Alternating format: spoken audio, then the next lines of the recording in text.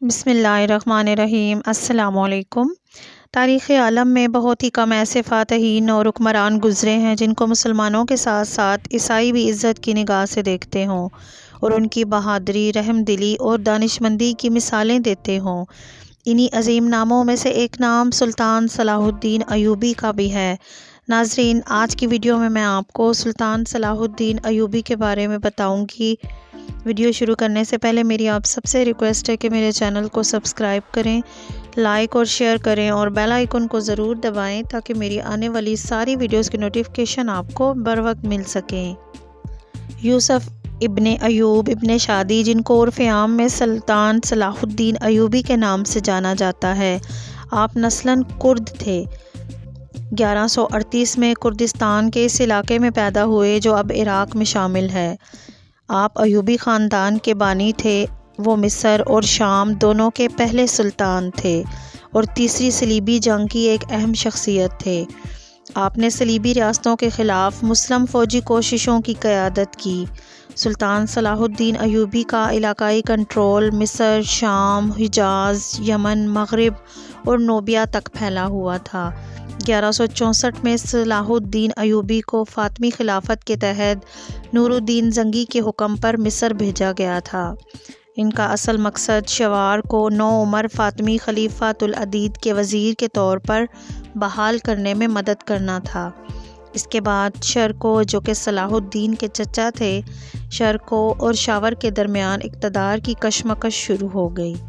اس دوران سلطان صلاح الدین ایوبی صلیبی حملوں کے خلاف اپنی فوجی کامیابیوں کے ساتھ اپنی ذاتی قربت کی وجہ سے فاطمی حکومت کی صفوں پر چڑھ گئے۔ سلطان صلاح الدین ایوبی ایک سنی مسلمان تھے۔ انہوں نے فاطمی اسٹیبلشمنٹ کو کمزور کرنا شروع کر دیا۔ چونکہ العدید نے صلاح الدین کو وزیر مقرر کر رکھا تھا، 1171 میں العدید کی موت کے بعد آپ نے قاہرہ میں قائم شیعہ اسلامی فاطمی خلافت کو ختم کر دیا اور اپنی طاقت کو بغداد میں قائم سنی اسلامی عباسی خلافت کے ساتھ ملا دیا۔ آپ نے فلسطین میں صلیبیوں کے خلاف جنگ کی قیادت کی۔ آپ نے یمن میں کامیاب فتح حاصل کی اور مصر میں فاطمی حامی بغاوتوں کو روکا۔ 1174 میں نور الدین زنگی کی موت کے بعد سلطان صلاح الدین ایوبی نے شام پر اپنی فتح کا آغاز کیا اور گورنر کی درخواست پر پرامن طریقے سے دمشق میں داخل ہو گئے۔ 1182 تک سلطان صلاح الدین ایوبی حلب پر قبضہ کرنے کے بعد شام کی فتح مکمل کر چکے تھے۔ صلاح الدین ایوبی کی کمان میں ایوبی فوج نے 1187 میں حطین کی فیصلہ کن جنگ میں صلیبیوں کو شکست دی اور یروشلم پر قبضہ کر لیا۔ صلاح الدین ایوبی کو فاتح بیت المقدس بھی کہا جاتا ہے، جنہوں نے 1187 میں صلیبیوں کو شکست دے کر مسلمانوں کا قبلہ اول چھڑوا لیا تھا۔ شروع میں وہ سلطان نور الدین زنگی کے ہاں ایک فوجی افسر تھے۔ وہ اپنے جنگی کارناموں میں نور الدین زنگی پر بھی بازی لے گئے۔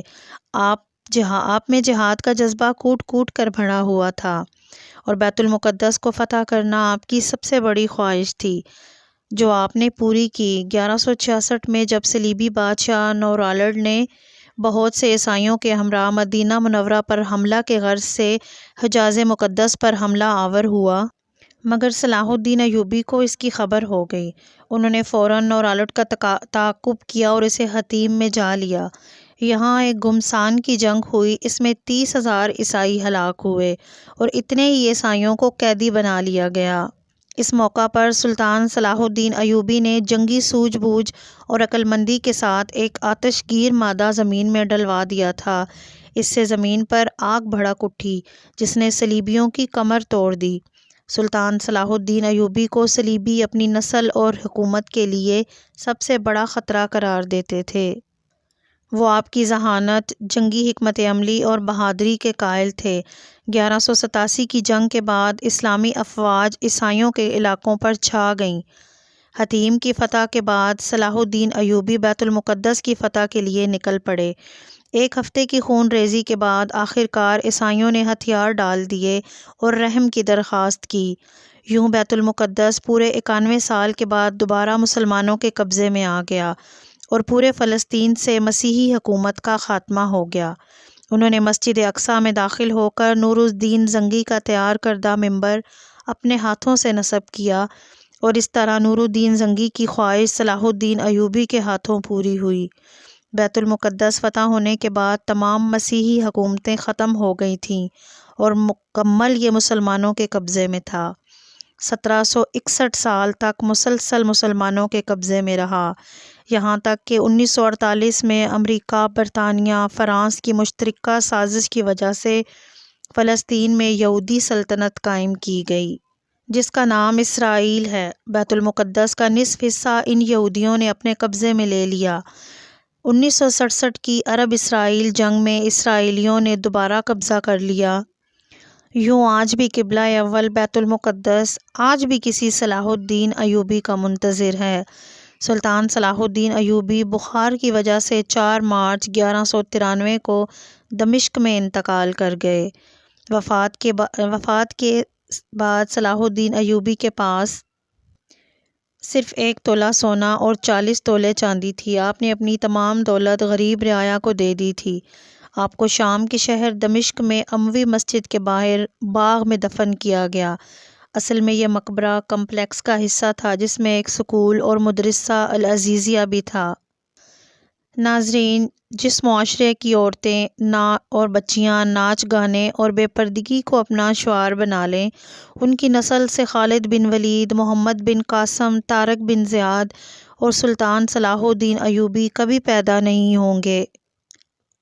یہاں یورپ کا جادو چل چکا ہے۔ ہمارے لیے یہ بے بسی کا مقام ہے اور لمحہ فکریہ ہے۔